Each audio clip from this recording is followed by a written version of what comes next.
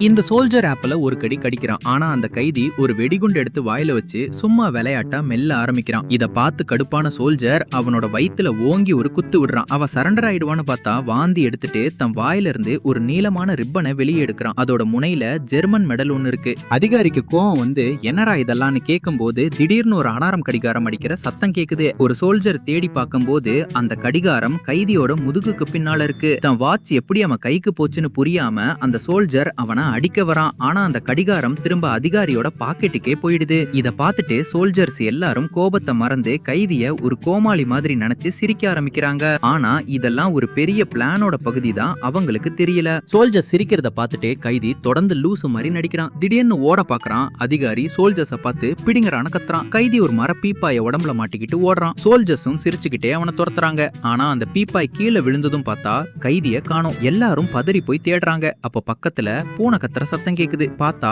அவன் சர்ச்சு கூரை மேல உட்காந்து கூத்தடிச்சுக்கிட்டு இருக்கான். திரும்பவும் எல்லாரும் சிரிக்கிறாங்க. ஆனா அதிகாரிக்கு ஏதோ உதைக்குது. கைதி பண்றது எதுவுமே சாதாரண விஷயம் இல்லன்னு புரியுது. கைதிய சரண்டர் ஆக சொல்றான். அந்த பொண்ணோட நிலைமைய பார்த்து கைதி மேல இருந்து குதிச்சு சரண்டர் ஆகுற மாதிரி நடிக்கிறான். அவன் செத்துட்டான்னு நினைச்சு சோல்ஜர்ஸ் எல்லாரும் அவனை பார்க்க முன்னாடி வராங்க. அப்ப பார்த்தா தூக்கல தொங்குன அந்த சின்ன பொண்ணை காணோம். அதிகாரி எல்லாரும் அலர்ட்டா இருங்கன்னு கத்துறதுக்குள்ள துப்பாக்கி குண்டுகள் மழை மாதிரி பாயுது. அங்க இருந்த எல்லா ஜெர்மன் சோல்ஜர்ஸும் மொத்தமா சுட்டு வீழ்த்தப்படுறாங்க. ஒரே ஒரு சோல்ஜர் மட்டும்தான் ஷாக் ஆகி உயிரோட நிக்கிறான். செத்துட்டான்னு நினைச்ச அந்த கைதி மெதுவா எழுந்து நிக்கிறான். கூலா தன் கையை தூக்கி துப்பாக்கி மாதிரி வச்சு அந்த கடைசி சோல்ஜர் தலையையும் காலி பண்றான்.